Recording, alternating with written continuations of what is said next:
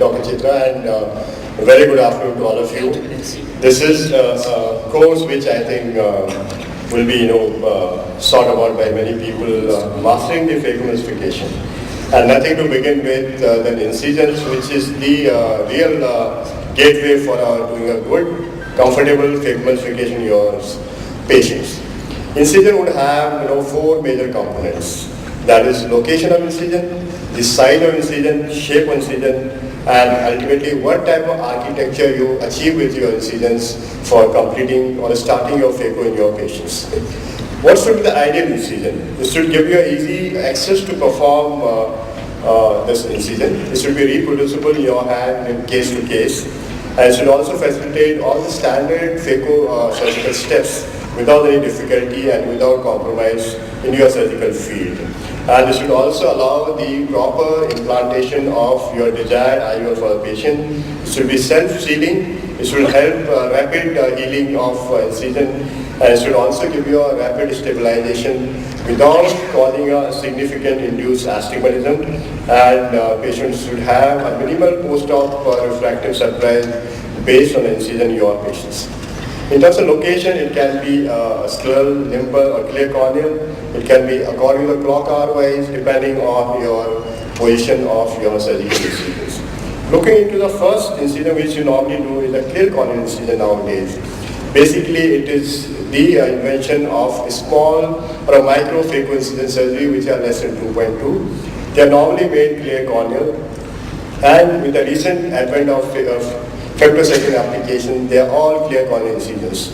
It has the advantage of a very precise incisions, though it is smaller than the recommended square shape incision normally for no induced astigmatism surgeries.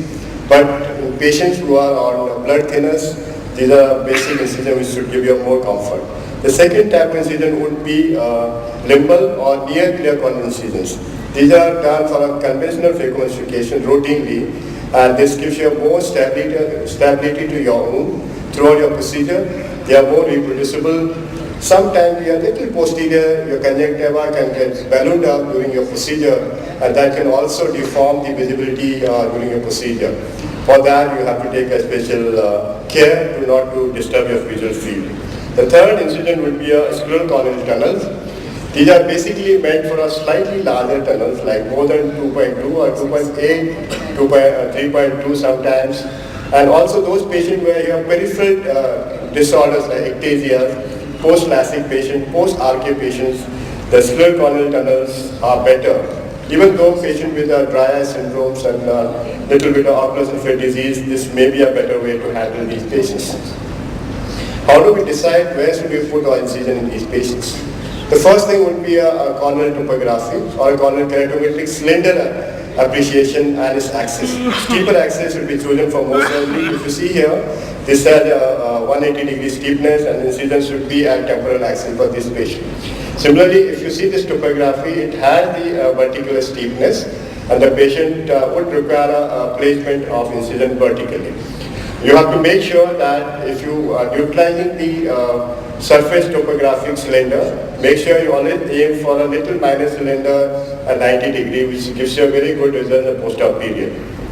The other way looking for how do we decrease the astigmatism? As I said, you can plan as per the corneal topography. Make your incision little clear corneal that also gets more flattening in the same axis. If you have more than 1.3 or 1.5 cylinder, you can always combine with opposite clear corneal incisions, which are very, very simple to perform in our routine surgical scenario. The size would depend on the type of IOL you choose, because today's time it is the IOL which governs the size of incision in phaco surgeries. And if you have a larger keratome, make sure your sleeve and needle tip of phaco should be matching with the incision size. Otherwise, you're going to have more problems. Very short incision, sometimes you have rapid entry. In those situations, you can have increased chances of iris prolapse that can jeopardize your entire pupillary dilatation. Surgery becomes very difficult in those cases. These are very unstable incisions, may require a suture at the end of surgery. Too long incisions are also going to make life very, very difficult. We can achieve biplanar, triplanar, or a single plane, uniplanar incision in our cases. If you see this small videographic representation, The main tunnel I normally perform first and I maintain the chamber. This is a single blade uniplanar incision. The first side port is for doing nexus, and the second side port, which is normally 3 to 4 clock hours from your main incision, is for a second instrument for manipulations. This is important not to have difficulty during your surgery, especially chopping. The distance should be such it doesn't give you locking of your hands. The entire incision should be managed throughout your surgery, not to disrupt the incision in any step of your surgical procedure up to the end of hydration of the wound. Once you achieve a good surgical comfort, you can see a very nice wound configuration towards the end also. And this would be hydrated from one side to other side. I normally believe if your hydration meets at the center in a uniform manner, your opposition of tunnel is much better through the side port. Inflation of entry chamber. Never try to inflate from the main wound. You should always try a side port for these patients. Just to show a single plane incision in these patients, you can see this is a 2.2 keratome, near limbal incisions. Go slow, first downwards, then come parallel to the corner plane, then achieve around 1.3 to 1.7 millimeter length of incision. You see this OCT, intra-op OCT, which gives a very clear single plane incision being there in this particular patient. So this is what we normally achieve. This is 2.2 and this is 1.5 millimeter length. So which gives a very, very stable wound for your entire surgery. This is what appearance in intra-op OCT, single plane, uniplane incisions. Post-op OCT also shows very clear demarcation and rapid, very nice apposition of wound. Dual plane or biplane incision can also be achieved with the blade. You can see first we have to go vertically down, then come parallel to the corner surface, then enter in antechamber. So this triple procedure would give you a 3-plane incision. You can see very nicely here, incision here. You can see first vertically down, then horizontally in, then down. This gives a biplanar or 3-plane incisions. And OCT also confirm the post-op period. Very, very nice apposition. What is important here is the blade should be a disposable blade. They should be sharp. It should be used to those blades to achieve a configuration you want. Femtosecond again gives a very nice configuration of biplanar or triplanar incision in all patients. Despite opening the wound, it still maintains the same integrity in these patients. This is how it looks after manipulation here also. Very nice configuration, clean wound in these cases. Very nice apposition towards end of surgeries and post-op, hardly any inflammation of wound area. You can see very nice clear corner incision in this patient.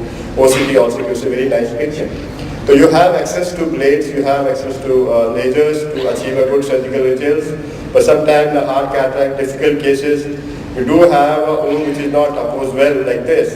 A lot of hydration also doesn't oppose both the lips of the wound. This normally happens if you have a posterior lip which is damaged during a procedure.